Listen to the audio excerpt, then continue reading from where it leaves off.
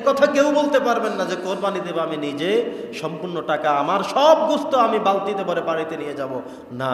কোরবানের শিক্ষা হলো আপনি একটি অংশ গরিবদেরকে অসহায়দেরকে আপনি দিয়ে দিবেন।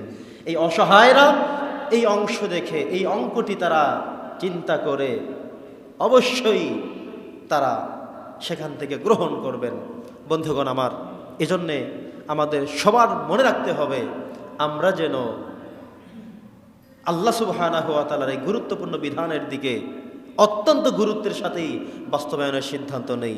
যাদেরকে আল্লাহ তাআলা ধনাঢ্য করেছেন, যাদেরকে আল্লাহ তাআলা অ্যাবিলিটি সম্পন্ন করেছেন, আমরা যেন আল্লাহর কৃতজ্ঞতা প্রকাশ করি। সম্মানিত সুধী, ঈদুল আজহার এই দিনে আমাদের জন্যে কতিপয় গুরুত্বপূর্ণ বিধান আমরা আজকে জানবার চেষ্টা করব ইনশাআল্লাহ।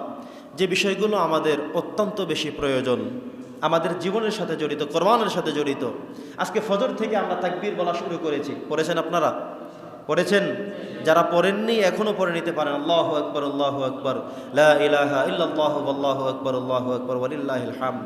5 দিন পড়তে হবে। শুরু হলো আজকে ফজর, আজকে জুমাবার যাবে, শনিবার, রবিবার, সোমবার, মঙ্গলবার আসর পর্যন্ত এই তাকবীরে তাশরিক এগুলো আমরা পাঠ করতেই থাকবো। আনাচে কানাচে চতুর্দিকে প্রতিদিন প্রতি সালাতের শেষে ধ্বনিত হবে শুধুমাত্র আল্লাহু আকবার, আল্লাহু আকবার। কারণ কি? যে আমরা 3 দিন পর্যন্ত কোরবানিতে অংশগ্রহণ করেছি। 5 দিন আমরা একদিন আগে শুরু করলাম আর একদিন পরে আমরা গিয়ে শেষ করবো। এই কয়দিন পর্যন্ত আমরা শুধু তাকবীর ধ্বনি দেব। আল্লাহ যেন আমাদের সকলের পক্ষ থেকে কোরবানিগুলো, আমাদের জবাইগুলো, আমাদের উৎসর্গগুলোকে যেন আল্লাহ তাআলা কবুল করে নেন। পরে আল্লাহুম্মা আমিন। সম্মানিত সুধী, তো প্রত্যেক ফরজ নামাজের শেষে পুরুষরা উচ্চস্বরে পাঠ করবে আর মায়েরা তাদের বাসা বাড়িতে তারাও এটা পাঠ করবে, কারো যেন ভুল না হয়।